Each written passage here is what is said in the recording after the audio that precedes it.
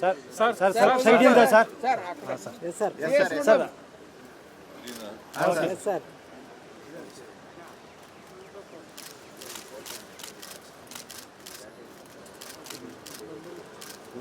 ಕೆಂಗಲ್ ಹನುಮಂತಯ್ಯನವರ ಇವತ್ತು ಜನ್ಮದಿನ ಆಚರಣೆಯನ್ನು ಮಾಡ್ತಾ ಇದ್ದೀವಿ. ಇಡೀ ರಾಜ್ಯದ ಪರವಾಗಿ ಇವತ್ತು ಸರ್ಕಾರ ಅವರಿಗೆ ಮಾಲಾರ್ಪಣೆಯನ್ನು ಮಾಡಿ ಗೌರವವನ್ನು ಸೂಚಿಸ್ತಕ್ಕಂಥ ಕೆಲಸವನ್ನು ಮಾಡ್ತಾ ಇದೆ. ಕೆಂಗಲ್ ಹನುಮಂತಯ್ಯನವರು ಒಬ್ಬ ಪ್ರಾಮಾಣಿಕ ರಾಜಕಾರಣಿ, ಒಬ್ಬ ಧೀಮಂತ ರಾಜಕಾರಣಿ. ಅವರು ಆಧುನಿಕ ಕರ್ನಾಟಕವನ್ನು ಕಟ್ಟೋದ್ರಲ್ಲಿ ಬಹಳ ಶ್ರಮ ವಹಿಸಿದ್ರು ಅಂತಕ್ಕಂಥದ್ದನ್ನು ಇವತ್ತು ನಾವು ಅರ್ಥ ಮಾಡಬೇಕಾಗ್ತದೆ.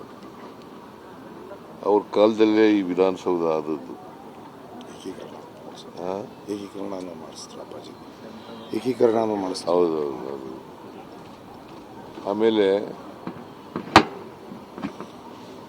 ಈ ಬಹುಶಃ ಪಾರ್ಲಿಮೆಂಟು ಬಿಟ್ಟರೆ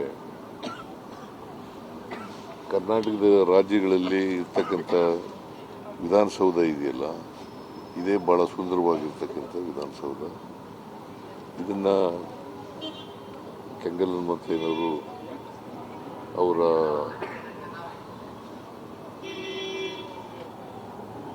ಪ್ಲ್ಯಾನ್ ಮಾಡಿ ಅವರು ಪ್ಲ್ಯಾನ್ ಮಾಡಿ ಇದನ್ನು ಕಟ್ಟಿಸಿದಂಥದ್ದು ಅವರು ಅಂತಕ್ಕಂಥದ್ದನ್ನು ಇವತ್ತು ನಾವು ಮರೀಲಿಕ್ಕೆ ಸಾಧ್ಯ ಇಲ್ಲ. ಇಂಥ ಸುಂದರವಾದಂಥ ವಿಧಾನಸೌಧ ಕಟ್ಟಿಕೊಟ್ಟಿರ್ತಕ್ಕಂಥದ್ದು ಅವರಿಗೆ ಎಂಟೈರ್ ಕ್ರೆಡಿಟ್ ಹೋಗಬೇಕು ಅಂತಕ್ಕಂಥ ಮಾತುಗಳನ್ನು ಈ ಸಂದರ್ಭದಲ್ಲಿ ಹೇಳಲಿಕ್ಕೆ ಬಯಸ್ತಾ ಇದ್ದೀನಿ. ಜೊತೆಗೆ ಏಕೀಕರಣ ಹೋರಾಟ ಮಾಡಿದ್ರು.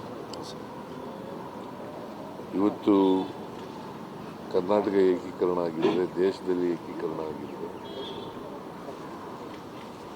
ಅವರದ್ದು ಕೂಡ ಕೆಂಗಲ್ ಹನುಮಂತಯ್ಯನವ್ರ ಪಾತ್ರ ಇದೆ ಅಂತಕ್ಕಂಥ ಮಾತುಗಳನ್ನು ಈ ಸಂದರ್ಭದಲ್ಲಿ ಹೇಳಲಿಕ್ಕೆ ಬಯಸ್ತೇನೆ. ಕೇಂದ್ರದಲ್ಲೂ ಕೂಡ ರೈಲ್ವೆ ಮಂತ್ರಿಯಾಗಿದ್ದರು. ಆಮೇಲೆ ಅಡ್ಮಿನಿಸ್ಟ್ರೇಟಿವ್ ರಿಫಾರ್ಮ್ಸ್ ಕಮಿಷನ್ನ ಚೇರ್ಮನ್ ಆಗಿದ್ದರು. ಸೊ ಅವರು ಕರ್ನಾಟಕಕ್ಕೆ ಸ್ವಾತಂತ್ರ್ಯ ಹೋರಾಟಗಾರರು ಕೂಡ ಆಗಿದ್ದರು. ಸ್ವಾತಂತ್ರ್ಯ ಹೋರಾಟದಲ್ಲಿ ಭಾಗವಹಿಸಿ ಆಮೇಲೆ ಅನೇಕ ಸಲಹೆಗಳನ್ನು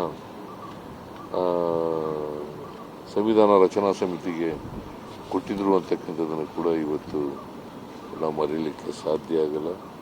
ಅಂಥ ಒಬ್ಬ ಧೀಮಂತ ರಾಜಕಾರಣಿ ಈ ರಾಜ್ಯದ ಮುಖ್ಯಮಂತ್ರಿಯಾಗಿ ಮೊದಲನೇ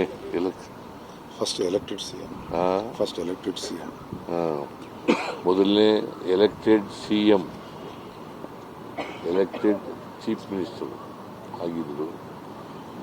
ಆದರೆ ವಿಧಾನಸೌಧ ಒಂದು ಏನಪ್ಪ ನೋವಿನ ಸಂಗತಿ ಅಂತಂದರೆ, ಅವರು ಉದ್ಘಾಟನೆ ಚೀಫ್ ಮಿನಿಸ್ಟರಾಗಿ ಉದ್ಘಾಟನೆ ಮಾಡಲಿಲ್ಲ. ಚೀಫ್ ಮಿನಿಸ್ಟರಾಗಿ ಉದ್ಘಾಟನೆ ಭಾಳ ನೋವಿನ ಸಂಗತಿ. ಯಾಕಂದರೆ ಈ ವಿಧಾನಸೌಧಕ್ಕೆ, ಈ ಕಟ್ಟಡಕ್ಕೆ ಭಾಳ ಮುತುವರ್ಜಿ ತಗೊಂಡು ಸ್ವತಃ ಅವರೇ ಎಲ್ಲ ಮುತುವರ್ಜಿಯನ್ನು ವಹಿಸಿ ಕಟ್ಟಿಸಿದ್ರು. ಅದರ ಉದ್ಘಾಟನೆ ಅವರು ಚೀಫ್ ಮಿನಿಸ್ಟರ್ ಆಗಿ ಮಾಡಲಿಲ್ಲ ಅಂತಕ್ಕಂಥದ್ದು ನೋವಿನ ಸಂಗತಿ ಅಂತಕ್ಕಂಥ ಮಾತುಗಳನ್ನು ಈ ಸಂದರ್ಭದಲ್ಲಿ ಹೇಳ್ತೀನಿ. ಅದರಿಂದ ಅವರ ಆದರ್ಶಗಳು ಮತ್ತು ಸಿದ್ಧಾಂತ ನಮ್ಮೆಲ್ರಿಗೂ ಅವು ಮಾರ್ಗದರ್ಶನ ಅಂತಕ್ಕಂಥ ಮಾತುಗಳನ್ನು ಈ ಸಂದರ್ಭದಲ್ಲಿ ಹೇಳಲಿಕ್ಕೆ ಬಯಸ್ತೇನೆ. ಅದರಿಂದ ಬಹಳ ಮುಖ್ಯವಾಗಿ ಪ್ರಾಮಾಣಿಕವಾಗಿದ್ದಂಥ ಒಬ್ಬ ವ್ಯಕ್ತಿ, ಸ್ವಾತಂತ್ರ್ಯ ಹೋರಾಟದಲ್ಲಿ ಭಾಗಿಯಾಗಿ, ಮುಖ್ಯಮಂತ್ರಿಯಾಗಿ, ಕೇಂದ್ರದ ಮಂತ್ರಿಯಾಗಿ ಅವರು ಭಾಳ ಪ್ರಾಮಾಣಿಕವಾಗಿ ಇಡೀ ಜೀವನದಲ್ಲಿ ನಡ್ಕೊಂಡಿದ್ರು ಅಂತಕ್ಕಂಥದ್ದನ್ನು ಇವತ್ತು ನಾವು ಮರೀಲಿಕ್ಕೆ ಸಾಧ್ಯ ಆಗಿದೆ. ಸೊ ಅಂಥ ಒಬ್ಬ ವ್ಯಕ್ತಿಯ ಜನ್ಮದಿನವನ್ನು ಸರ್ಕಾರ ಆಚರಣೆ ಮಾಡ್ತಾ ಇದೆ. ಅವರಿಗೆ ನಾವು ಮಾಲಾರ್ಪಣೆಯನ್ನು ಮಾಡಿ ಇಡೀ ಸರ್ಕಾರ ಅವರಿಗೆ ಗೌರವವನ್ನು ಸಲ್ಲಿಸ್ತಕ್ಕಂಥ ಕೆಲಸವನ್ನು ಮಾಡಿದೆ.